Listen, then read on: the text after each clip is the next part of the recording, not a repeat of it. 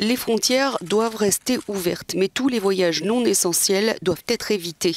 Le 9e rendez-vous virtuel de l'Union européenne sur la crise sanitaire s'est terminé par un certain consensus pour éviter le chaos frontalier observé lors de la première vague de Covid-19.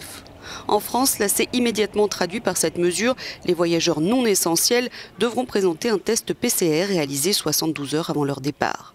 L'objectif est de contrôler la propagation du virus et de ses variants sans suspendre les règles de Schengen. Compte tenu de la situation sanitaire très grave, tous les voyages non essentiels devraient être fortement découragés, tant à l'intérieur du pays que bien sûr au-delà des frontières. Dans le même temps, il est absolument important de maintenir le fonctionnement du marché unique. Ainsi, en ce qui concerne les travailleurs et les biens essentiels, ils doivent continuer à franchir les frontières sans encombre. Cela est de la plus haute importance.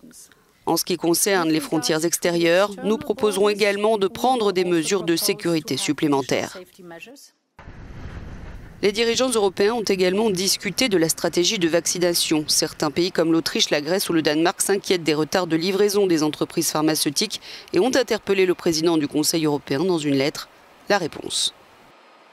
Les dirigeants veulent que la vaccination soit accélérée et à cet égard, les engagements pris par les entreprises en matière de livraison doivent être respectés. Les dirigeants ont réaffirmé que les vaccins devaient être distribués en même temps au prorata de la population.